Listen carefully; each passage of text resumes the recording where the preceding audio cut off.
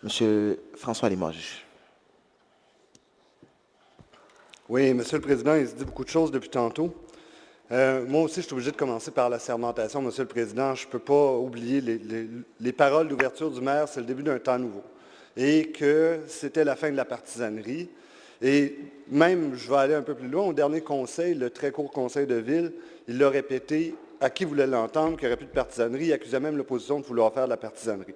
Alors là, on est en train de renverser la preuve parce que l'opposition dit gardons un ex-élu d'Union Montréal qui a bien fait la job et évitons une nomination partisane.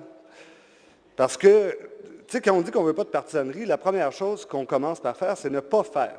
C'est des choses qu'on a. En fait, la première chose à faire est de ne pas faire quelque chose, c'est d'éviter pas une nomination politique, Monsieur le Président. Parce que là, on s'enferme dans les fleurs du tapis, c'est une nomination partisane. Je veux dire, la STM, là, c'est 1,2 milliard de dollars de budget, des centaines de milliers de déplacements par personne par jour, plusieurs milliers d'employés, le plus grand réseau de transport collectif au Québec, un service essentiel de base pour des centaines de milliers de Montréalais. On ne parle pas d'une sorte de Sénat honorifique, là, où on nomme quelqu'un pour service rendu à la patrie, une sorte de Sénat canadien, où on peut tabletter des gens tranquillement à l'abri des regards, quoique même là, avec les scandales actuels, c'est plus ou moins réussi. Mais on parle vraiment d'un poste de gestion d'une société d'État qui est dynamique et qui est essentielle. Et j'entends qu'on tente de minimiser un peu la portée de la chose en disant qu'il n'est que président du conseil d'administration. C'est faux, là. C'est un poste à temps plein. Michel Labrec était président de la STM et c'était un travail qu'il occupait tous les jours. Alors, ce n'est pas quelque chose qu'on fait la fin de semaine et qu'on mérite pour service rendu au parti. En plus de ça, Monsieur le Président, le poste est censé être occupé par un élu. Pourquoi? Parce que c'est tellement névralgique comme position, c'est tellement essentiel. Il y a tellement de centaines de milliers de Montréalais qui dépendent de la STM chaque jour que la personne qui occupe le poste, normalement, doit être imputable, doit pouvoir répondre aux questions des membres du conseil, puis des résidents qui viennent poser des questions, puis pouvoir se lever d'une des banquettes là, et répondre. Bon, en 2009, quand M. Tremblay a fait la pirouette qui lui a permis de nommer effectivement Michel Labrec, malgré sa compétence, nous avons voté contre, ne serait-ce que parce que la personne qui doit être là doit être élue, malgré sa compétence. Mais Gérald Tremblay nous a sorti un lapin de son chapeau, puis il y avait une excuse, il a dit « Vous avouerez que M. Labrec a la feuille de route, il a la compétence, il a l'expertise, et il est là depuis 1 an. » On a voté contre pareil, là, malgré tous ces excellents arguments. Alors, malgré ces excellents arguments, nous avons voté contre. Alors, cette fois, expliquez-moi, Monsieur le Président, pourquoi nous devrions voter pour, alors qu'on n'a même pas l'argument de la feuille de route. Monsieur le Président, je n'ai rien contre ce qu'on dit de M. Schnob, de ses qualités personnelles, interpersonnelles et professionnelles. Mais entendons-nous qu'il n'a pas le CV d'un gestionnaire d'un organisme public de plusieurs milliers de personnes et de 1,2 milliard de budget en transport.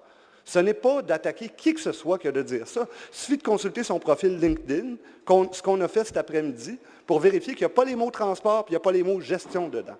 C'est un excellent communicateur, puis on pourrait très bien, effectivement, faire une nomination politique et moins partisane, et au cabinet du bureau du maire, avoir un expert en relations publiques, là, puis le nommer pour faire les relations publiques de la Ville de Montréal. Mais voilà. Alors, voilà, peu importe ses qualités, c'est ça. On ne trouve pas dans son CV ce qu'il faudrait. Alors, s'il n'est pas élu, s'il n'y a pas la feuille de route, il reste une seule hypothèse. On cherche à le récompenser d'avoir perdu une élection. Ce qui est un concept en soi assez surréaliste. C'est-à-dire qu'on va récompenser de quelqu'un d'avoir perdu une fonction en lui offrant une fonction sur laquelle il ne postulait même pas en étant en élection. C'est quand même assez impressionnant. Alors voilà, j'entendais, M. le Président, pendant la période de questions des citoyens, le maire louanger les qualités personnelles d'intégrité, d'implication et sûrement très grandes de M. Schnob, que je ne connais pas effectivement. Et j'écoutais ça et là, je me disais, Monsieur le Président, si le maire tenait tellement à ce que M. Schnob siège avec nous en cette enceinte, que ne l'a-t-il pas nommé candidat dans un de ses châteaux forts? On n'arrête pas de dire la proximité. Là. Le maire aurait pu, moi aussi, m'appeler, prendre le téléphone, puis même en juin, je n'aurais pas pu prédire qu'il serait maire de Montréal, ni les résultats exacts de la composition du conseil, là, mais chose certaine, j'aurais pu dire que Saint-Léonard, Montréal-Nord, Saint-Laurent, ça allait être son équipe. Hein? Il y a des choses qu'on savait. Nous, on voulait Guillaume Lavoie élu. On ne l'a pas présenté à l'Île Bizarre ou à Rivière-des-Prairies. On l'a présenté dans Rosemont, Petite-Patrie, où il avait très certainement des chances de gagner. Alors, si c'était un être d'une exceptionnalité dont on nous vante, je pense que le maire, comme chef de son parti, pouvait très bien nommer un poste électif dans un endroit où il était sûr de gagner avec une majorité quasi soviétique, comme à Saint-Léonard. Alors là, il est non seulement en train de récompenser quelqu'un d'avoir perdu ses élections, parce qu'il l'a présenté contre le chef de Projet Montréal, non seulement on est en train de récompenser quelqu'un d'avoir perdu ses élections, mais on est en train de le récompenser de ne pas l'avoir présenté à la bonne place en premier lieu. Ça devient plus surréaliste.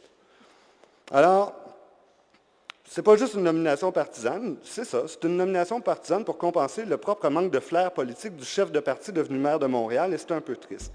Et ça envoie un message que je trouve, on en rit là, mais que je trouve assez grave, à la fois aux employés et aux usagers de la STM.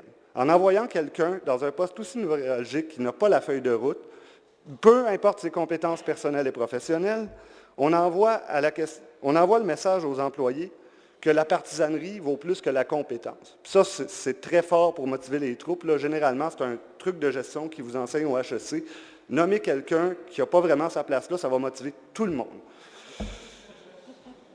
Puis le deuxième message qu'on envoie, c'est aux usagers. Et Monsieur le Président, le maire est en train de leur dire, à mes yeux, vous êtes des citoyens de seconde zone. Parce que je ne nommerai pas quelqu'un qui a les clés nécessaires pour faire avancer ce poste-là tout de suite, maintenant, dans les défis actuels. Je vais reprendre, en conclusion, Monsieur le Président, là où mon collègue Croteau a laissé. Effectivement, j'inviterai le maire à mettre en pratique ce qu'il a dit dans les 2 derniers mois, et non seulement à annoncer de sa banquette un vote libre, mais même là, moi, j'aurais des doutes parce qu'on ne sait jamais quand on vient de recevoir une nomination puis qu'on est dans le parti du maire, on se dit, ouais, mais si jamais je ne fais pas plaisir, je vais-tu perdre mon poste à l'agglo, ma nomination, je vais-tu... Alors, je proposerais qu'on aille une coche plus loin, Monsieur le Président. Si le maire est vraiment transparent là-dessus, s'il pense vraiment que c'est une nomination en fonction des compétences de M. Schnob et qu'il est prêt à les défendre là-dessus, et que ce n'est pas du tout une nomination partisane et qu'il est à l'aise avec le jugement du Conseil, je proposerai un vote secret. Merci, Monsieur le Président.